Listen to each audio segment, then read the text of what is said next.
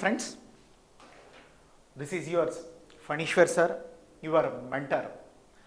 My dear friends, మరి ఏ exam రాసినా కూడా ఒక ఇంపార్టెంట్ ఇష్యూ అంటే మనకి ఎగ్జామ్కి పాయింట్ ఆఫ్ వ్యూలో మనం తెలుసుకోవాల్సింది, అది ఏ టైప్ ఆఫ్ ఎగ్జామ్ అయినా కూడా దానికి సంబంధించినటువంటి ఒక ఇంపార్టెంట్ ఇష్యూ డిస్కస్ చేయడానికి మనం ఇప్పుడు వచ్చాం. నిన్న మనం చూసినట్లయితే ముంబైలో తాజ్ హోటల్లో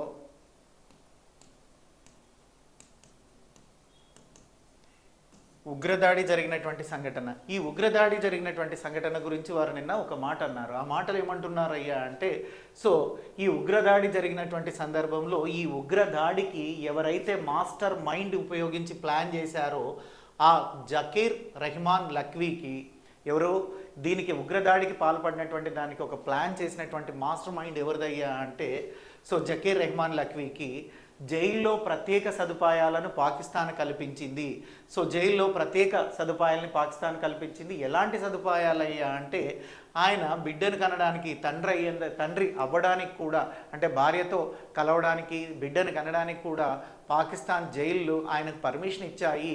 సో ఇది ఇండైరెక్ట్గా ఉగ్రవాదాన్ని పెంపొందించడమే అని వారు అన్నారు.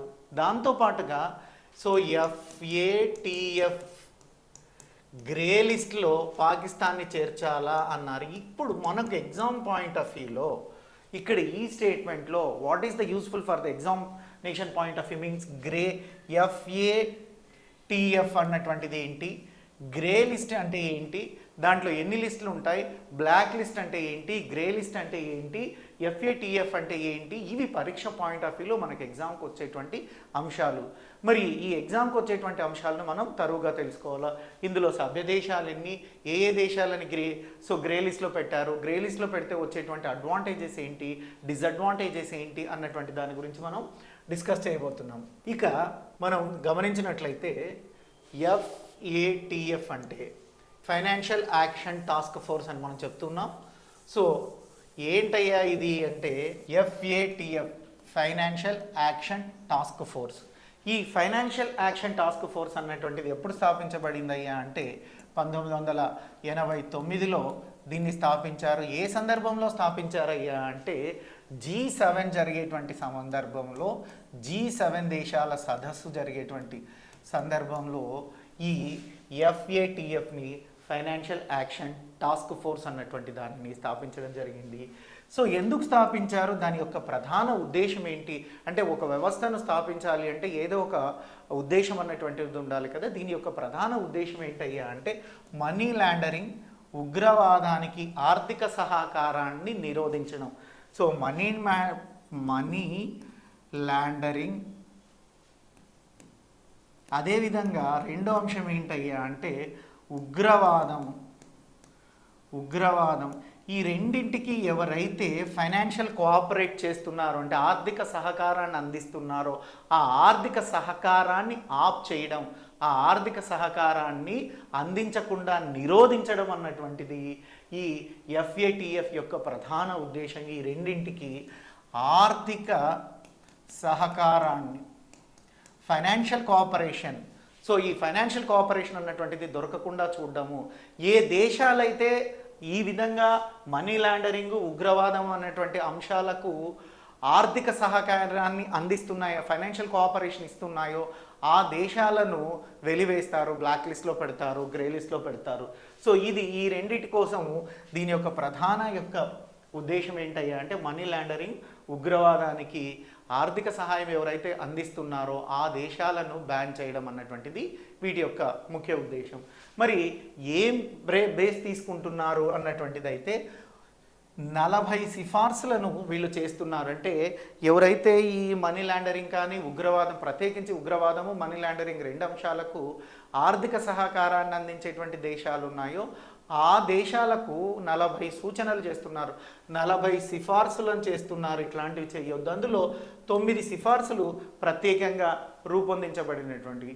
ఈ సిఫార్సులను ఎవరైనా అధిగమించినట్లయితే వారిని గ్రే లిస్ట్లో కానీ బ్లాక్ లిస్ట్లో కానీ పెట్టడం అన్నటువంటిది జరుగుతుంది. మరి సమీక్ష కూడా నిర్వహించేటువంటిది ఉంది. ఈ సమీక్ష ఏ విధంగా చేస్తున్నారు అన్నటువంటి దాన్ని మనం చూసినట్లయితే, సో సభ్య దేశాలన్నింటినీ ఈ FATF అనేటువంటిది సమీక్షిస్తుంది. FATF అన్నటువంటిది సభ్య దేశాలను సమీక్షించేటువంటి అధికారం కలిగి ఉంటుంది. ఈ సమీక్ష మనం చూసినట్లయితే సమీక్షించి ఆ దేశాలు నిజంగా సహాయం చేస్తున్నాయా లేదా, అంటే ఉగ్రవాదానికి కానీ మనీ లాండరింగ్ కానీ ఆ దేశాలు సహాయం చేస్తున్నాయా, కోఆపరేషన్ ఇస్తున్నాయా లేదా అన్నటువంటి అంశాన్ని పరిశీలించి ఏ విధంగా పరిశీలిస్తారు, 40 అంశాలను టెస్ట్ చేసి పరిశీలిస్తారు. తర్వాత 9 అంశాలను టెస్ట్ చేసి పరిశీలించి నివేదిక ఇవ్వడం అన్నటువంటిది జరుగుతుంది. అలా ఎవరైనా నిరూపితమైతే చేస్తున్నట్లుగా, అంటే ఉగ్రవాదానికి ఆర్థిక సహాయం చేస్తున్నట్లుగా నిరూపితమైనటువంటి దేశాలను 2 లిస్టులుగా పెడతారు. ఆ నిరూపితమైనటువంటి దేశాలను చూసినట్లయితే సమీక్ష ఆధారంగా బ్లాక్, గ్రే లిస్టులు అన్నటువంటివి రూపొందించబడతాయి. సమీక్ష ఆధారంగా బ్లాక్ లిస్టు, అదేవిధంగా గ్రే లిస్టు అన్నటువంటి 2 లిస్టులు కూడా రూపొందించబడతాయి. మరి ఎవరైతే ఈ గ్రే లిస్ట్లో కానీ బ్లాక్ లిస్ట్లో కానీ ఉంటే వాటికి ఆర్థిక సహాయాన్ని, ప్రపంచ ఆర్థిక సహాయాన్ని అందించేటువంటి సంస్థలైనటువంటి ప్రపంచ బ్యాంక్ కానీ, ఏషియా బ్యాంక్ కానీ, అదేవిధంగా మనీ ఏదైతే ఉందో వాటికి సంబంధించినటువంటి 3 ఆర్గనైజేషన్స్ కూడా ఆ ఫైనాన్షియల్ కోఆపరేషన్ అందించవు. మరి ఇందులో బ్లాక్ లిస్ట్ చూసినట్లయితే ఈ జాబితాలో ఉండేటువంటి దేశాలకు FATF సిఫార్సులు అమలు చేయడం అన్నటువంటి జరుగుతుంది. ఈ బ్లాక్ లిస్ట్లో ఉండేటువంటి దేశాలకు ఆర్థిక సహాయం పొందడం అన్నటువంటిది చాలా కష్టతరం అవుతుంది. అంటే ప్రపంచ సంస్థలు ఏవైతే ఆర్థిక సహాయాన్ని అందిస్తున్నాయో ఆ ప్రపంచ సంస్థలను ఆర్థిక సహాయం అందించకుండా చేయడం అన్నటువంటిది జరుగుతుంది. ఇక గ్రే లిస్ట్ చూసినట్లయితే కొన్ని ప్రమాణాలు అమలు చేస్తున్నప్పటికీ ఇంకా పర్యవేక్షణలో ఉండి ఇంకా ఏదో విధంగా ఆర్థిక సహాయం ఉగ్రవాదానికి, మనీ లాండరింగ్కి అందిస్తున్నాయని భావించినటువంటి దేశాలను గ్రే లిస్ట్లో ఉంచడం అన్నటువంటిది జరుగుతుందండి. మరి ఆర్థిక సంస్థలు ఈ 2 లిస్టులో ఏ లిస్టులో ఉన్నా కూడా అప్పివ్వడానికి కానీ ఆర్థిక సహాయం చేయడానికి కానీ ముందుకు రావు, జంకడం అన్నటువంటి జరుగుతుంది. కాబట్టి ఈ లిస్టులో పెడితే అలాంటి దేశాలు ఉగ్రవాద దేశాలని ముద్రపడుతుంది. వాటికి ఆర్థికంగా సహాయం అందించడం అన్నటువంటిది ప్రపంచ దేశాలు ముందుకు రావు. ఆ విధంగా ఉంది. ఈనాడు మనం చూసినట్లయితే ఇప్పుడు యుద్ధం జరిగినటువంటి నేపథ్యంలో మనం చూసినట్లయితే ఈ మధ్య పాకిస్తాన్ భారతదేశం యుద్ధం జరిగినప్పుడు మనం IMFని కూడా భారతదేశం కోరింది, పాకిస్తాన్కి ఆర్థిక సహాయం చేయకండి అన్నటువంటి విషయాన్ని మనం గుర్తుంచుకోవాలి. ఇక్కడ మరి ఈ లిస్ట్లో చూసినట్లయితే FATFలో పాకిస్తాన్ యొక్క పరిస్థితి ఏంటి? పాకిస్తాన్ దేశం యొక్క పరిస్థితి ఏంటయ్యా అంటే 2022 అక్టోబర్లో 22 అక్టోబర్లోనే ఈ గ్రే జాబితాలో ఉండేటువంటి పాకిస్తాన్ను తొలగించడం అన్నటువంటిది జరిగింది. అంతకుముందు FATF లిస్ట్లో పాకిస్తాన్ ఎక్కడ ఉండేది? గ్రే లిస్ట్లో ఉండేది. 2022 అక్టోబర్ నెలలో FATF వాళ్ళు ఏం చేశారయ్యా అంటే పాకిస్తాన్ను గ్రే లిస్ట్లో నుంచి తొలగించడం అన్నటువంటిది జరిగింది. మరి ఎందుకు తొలగించారయ్యా అంటే 2018 నుంచి 21 మధ్య కాలాన్ని పరిశీలించి 34 అంశాలను క్రోడీకరించి ఆ అంశాలను బాగా విశదీకరించి పరిశీలించి ఇందులో పాకిస్తాన్ పురోగతి చెందుతుంది, పాకిస్తాన్ కొంచెం డెవలప్ అయింది అన్నటువంటి అంశాన్ని గ్రహించి గ్రే లిస్ట్లో నుంచి పాకిస్తాన్ పేరు తీసివేయడం అన్నటువంటిది జరిగింది. అయితే 2025 మేలో భారతదేశం పాకిస్తాన్ని ఖచ్చితంగా గ్రే లిస్ట్లో ఉంచాల్సిందే, పాకిస్తాన్ అన్నటువంటి దేశము ఉగ్రవాద కార్యక్రమాలకు ఆర్థిక సహాయం చేస్తుంది అని గట్టిగా మనం వాదించడం అన్నటువంటిది జరుగుతుంది. భారతదేశం అన్నటువంటిది వాదించడం అన్నటువంటిది జరుగుతుంది. ఇప్పుడు మరి FATF మన వాదనను విని పాకిస్తాన్ని గ్రే లిస్ట్లో ఉంచుతుందా లేదా అన్నటువంటిది మనం చూడాల్సినటువంటి అంశం. మరి ఒకవేళ ఉంచినట్లయితే ఏ దేశమైనా కూడా గ్రే లిస్ట్లో ఉంచబడితే వచ్చేటువంటి లాభాలు నష్టాలు ఏంటయ్యా అంటే IMF కానీ, వరల్డ్ బ్యాంక్ కానీ, ఏషియన్ డెవలప్ బ్యాంక్ కానీ ఇలాంటి బ్యాంకులు, ఇలాంటి ప్రపంచ ఆర్థిక సంస్థలన్నీ కూడా ఏ విధమైనటువంటి ఆర్థిక సహాయం కూడా గ్రే లిస్ట్లో ఉండేటువంటి, బ్లాక్ లిస్ట్లో కానీ గ్రే లిస్ట్లో ఉండేటువంటి కానీ దేశాలకు చెయ్యవు. కాబట్టి మీరు IMF కానీ, వరల్డ్ బ్యాంక్ కానీ, ఏషియన్ డెవలప్ బ్యాంక్ కానీ పాకిస్తాన్కి ఏ విధమైనటువంటి ఆర్థిక సహాయం చెయ్యకూడదు అని భారతదేశం నొక్కి వక్కానిస్తుంది. అందుకొరకే గ్రే లిస్ట్లో మిమ్మల్ని, పాకిస్తాన్ గ్రే లిస్ట్లో ఉంచాలని కూడా ఈ FATFని భారతదేశం అన్నటువంటిది కోరడం జరిగింది.